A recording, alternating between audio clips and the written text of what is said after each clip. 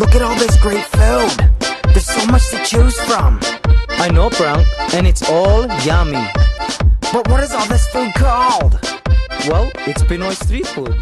Maraming turista ang pumupunta sa Pilipinas upang masaksihan ang mga makapigil-hiningang tanawin, makaakyat sa mga matataas na bundok, at makapunta sa mga makasaysayang tanawin sa ating bansa. Ang ibang mga manlalakbay ay pumupunta dito upang maranasan ang kulturang Pinoy. At isang paraan para gawin ito ay tikman ang street food na patok sa panlasang Pinoy. Maraming klase at pagpipili ang mga street food sa ating bayan. Masarap at abot kaya ito. Ito ay may kita sa kahit saan. May mga naglalako at meron din namang may mga stall. Ang karaniwang paraan ng pagluluto nito ay pag-ihaw at pagpipito, habang iba naman ay pinaghalo-halong sangkap. Kaya tara Mikay, ating alamin kung ano ang mga sikat na street food sa ating bayan. Tara!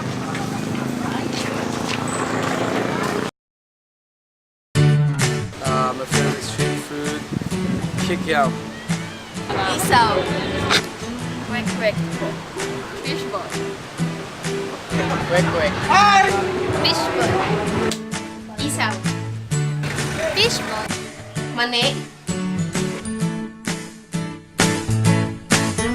Preview.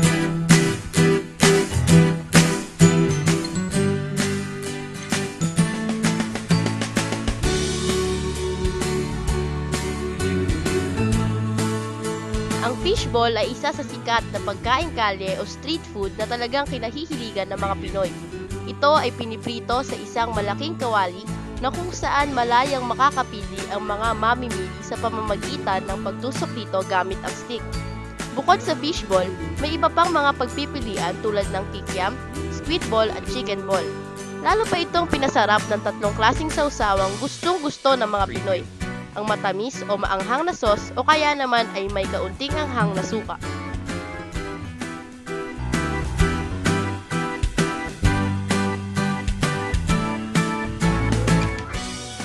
Isa sa kultura ng mga Pinoy sa pagbibigay ng pangalan ay ang pag-uulit, tulad ng Junjun, Bongbong at Nene.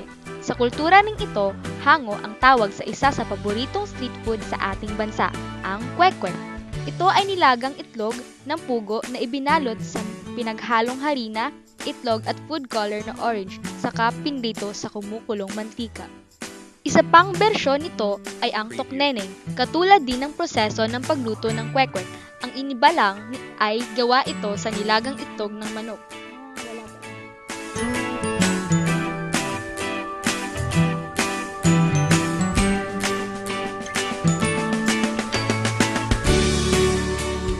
Isa pa sa kinahihiligang street food ng mga Pinoy ay ang mani na madalas kinakaing kutkuti ng mga pasaherong pauwi sa kanilang mga tahanan. Mayroong nilagang mani at mayroon din namang pinirito na matitikman sa iba't ibang uri. Depende sa nais at panlasa ng mga mamimili. May mga maning hubad o walang balat, may maalat, may maanghang at may matamis.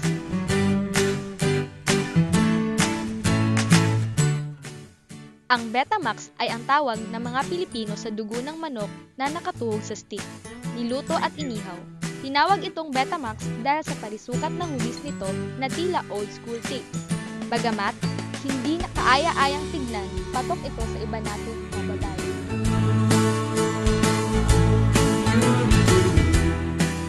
Ang isaw o bituka ng manok ay isa rin sa sikat na pagkaing kalye sa ating bayan. Mukha mang marumi, dumaan naman ito sa proseso ng paglilinis, pagpapakulo at pag-iihaw bago ihain. Walang nasasayang sa Pinoy na maski ang ulo ng manok o helmet at ang paa nito ay nagagawa ring masarap na putahe. Dahil sa tatlong mahabang daliri ng manok ay tinawag ang paa nitong Adidas. Adidas na kung iisipin ay may logong binubuo ng tatlong mga guhit.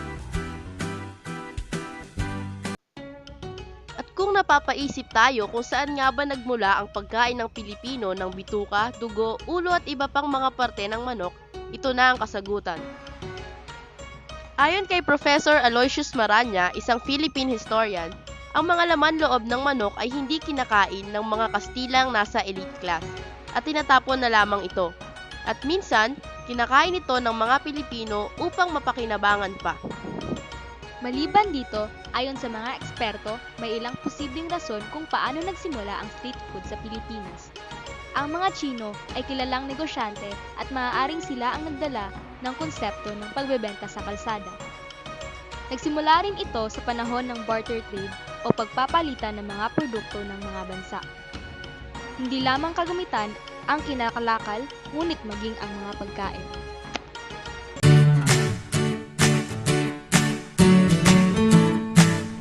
Preview. Okay na kasi masarap pa. Kasi mura na po at pamusog na sa tiyan at masarap eh. Kaya tingnan natin ito, mga pinito sa street foods.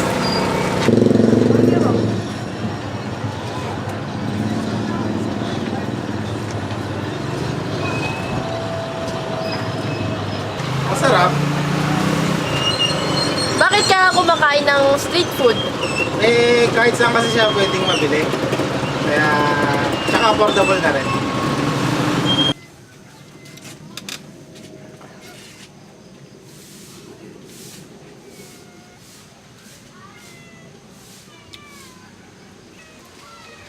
Masarap. Masarap siya, malinamnam. Bakit po kayo kumakain ng street food? Eh, ito lang ang kaya kong bilhin eh. Hindi katulad ng iba dyan na mahal. Eh, ito, mura lang siya. Halagang 5 piso, kayang-kaya kong bilhin.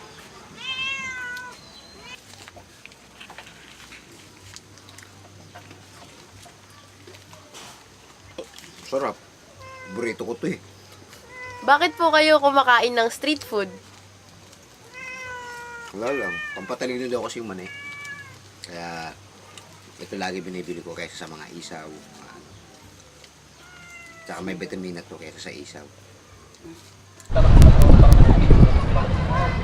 Mula noon hanggang ngayon, tinangkilik ng mga Pinoy ang street food sa kadahilanan na mura ang presyo nito.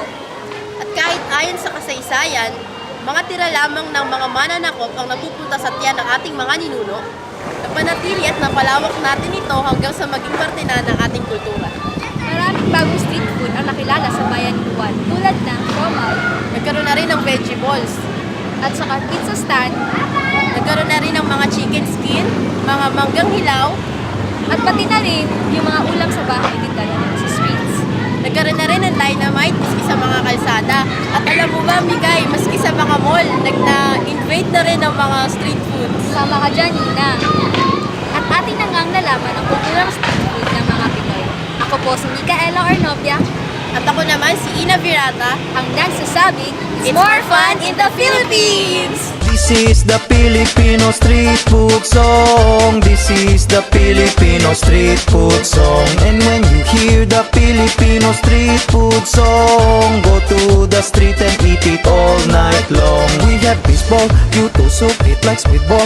Just us Pinoy people, we like it cause it's so sarap and mura. Kikiam and siomai, ihaw chicken, inihaws with this weekend. And pork and fishes and toknen and livers make us scream like believers. Though we are wearing slippers, we eat Betamax and Adidas helmet and headphones and sorbetes. Hamburger with some lettuce. Come have some isaw or calamares. This is the Filipino street food song.